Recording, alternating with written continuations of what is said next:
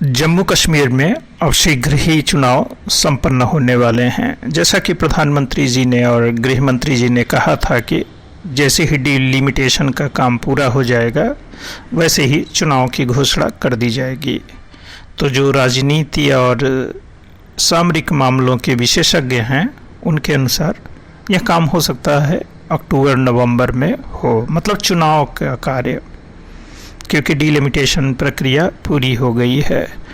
और कानून मंत्रालय के अनुसार जो उसने अधिसूचना जारी की थी 2 कार्यकाल बढ़ाए जाने के बाद परिसीमन आयोग का, जो 6 मई 2022 को समाप्त हो रही थी, तो उसके एक दिन पहले मतलब 5 मई 2022 को परिसीमन आयोग ने अपनी अंतिम रिपोर्ट नई दिल्ली में प्रस्तुत कर दी।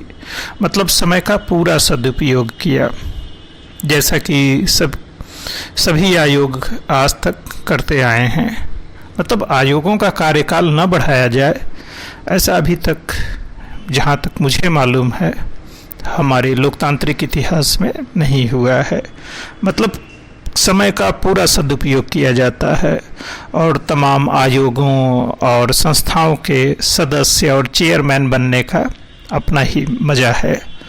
और तो और सुप्रीम कोर्ट के रिटायर्ड जज, हाई कोर्ट के रिटायर्ड जज और राजनीतिक दलों के बड़े नेता जो कद्दावर नेता कहे जाते हैं, उनके लिए यह सब बेस्ट रिटायरमेंट प्लान होता है, जिसमें वह तमाम आयोगों और संस्थाओं के चेयरमैन, मेंबर आदि बनते रहते हैं।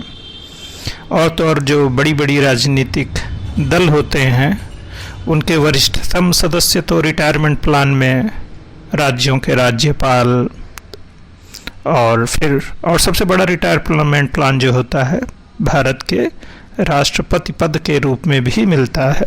खैर, यह एक अति समझदारी की बात हो गई।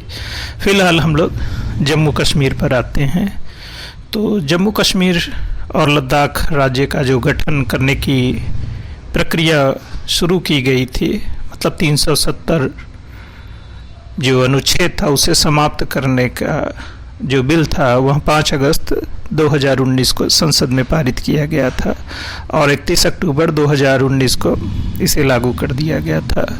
और जम्मू कश्मीर से 2 राज्य, जम्मू और कश्मीर और लद्दाख, 2 केंद्र शासित प्रदेशों का अस्तित्व सामने आया था। और फिर जो प्रक्रिया शुरू हुई परिसीमन की, उसमें इसके अध्यक्ष यानी चेयरमैन सुप्रीम कोर्ट की रिटायर्ड जज रंजना प्रकाश देसाई को बनाया गया। और फिर चुनाव और परिसीमन के जो विशेषज्ञ होते हैं, जिसमें भारत के मुख्य चुनाव आयुक्त सुशील चंद्र जी और उप मुख्य चुनाव आयुक्त चंद्रभूषण कुमार और जम्मू कश्मीर के मुख्य चुनाव आयुक्त के शर्मा जी शामिल थे। मतलब चुनाव से जुड़ी गतिविधियों के प्रमुख लोग इसमें शामिल थे और उन्होंने ही इस रिपोर्ट को बनाया है। तो जम्मू कश्मीर में अगर सीटों के बारे में परिचर्चा किया जाए तो लोकसभा की कुल 5 सीटें हैं इसमें,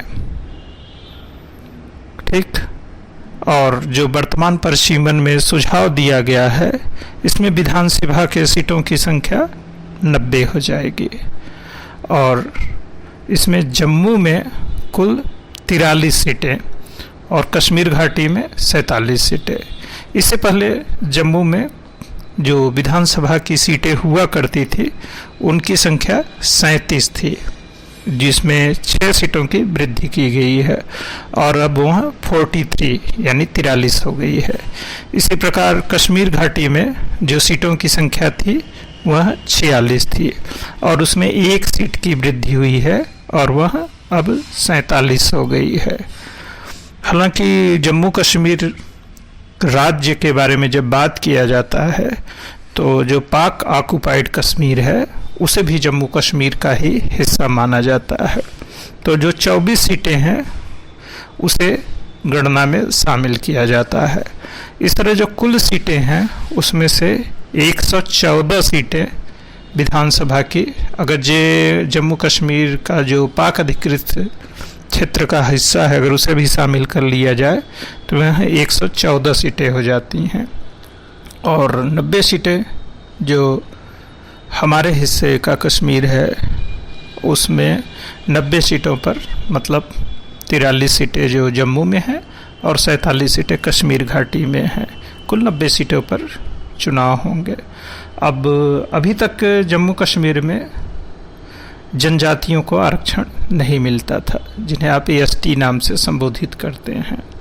तो अब जम्मू कश्मीर की विधानसभा में 9 सीटें एसटी वर्ग के लिए आरक्षित हो गई हैं और अनुसूचित जाति के लिए जो 7 सीटें हैं वह पूर्व की तरह ही निर्धारित हैं।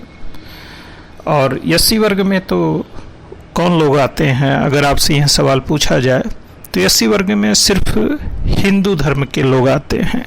तो इसके पीछे मूल कारण यह है कि जो शेड्यूल कास्ट अनुसूचित जाति का जो वर्ग बना है, धारणा बनी है, उसकी जो परिभाषा है, तो सामाजिक और धार्मिक आधार पर जिनके साथ भेदभाव, छुआछूत या जो सामाजिक वंचना थी, इस आधार पर अनुसूचित जाति का गठन हुआ है।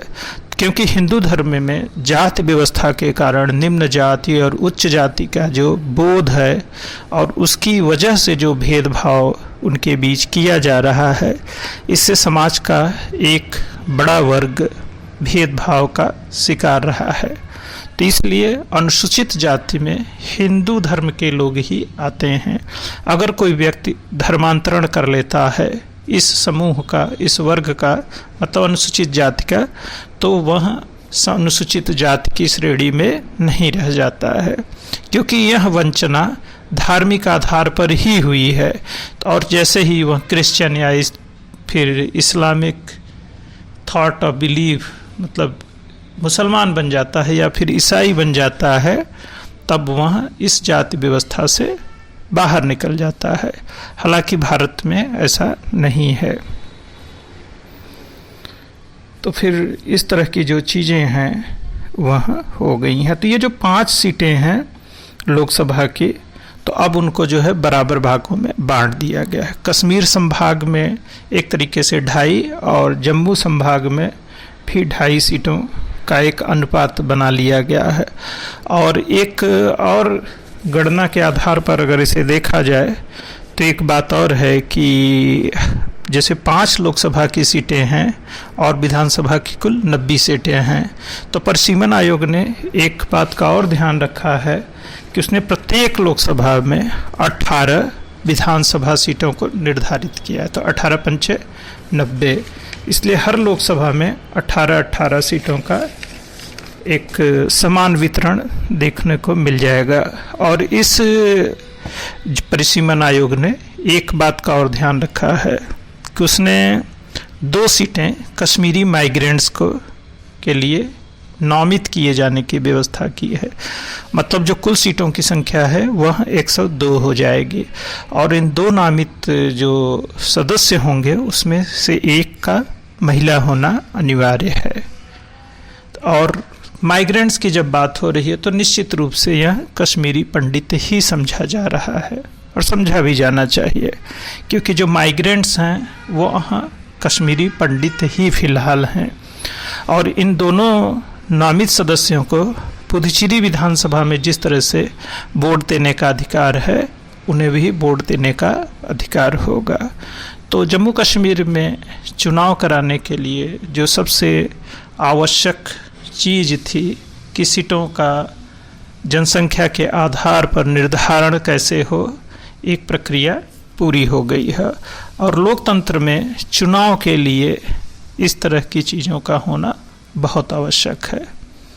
तो अब जम्मू कश्मीर भी शीघ्र ही अपना चुनी हुई सरकार बना लेगी और वहाँ के नागरिकों को अपनी सरकार शीघ्र बनाने के लिए, चुनने के लिए ढेर सारी शुभकामनाएं।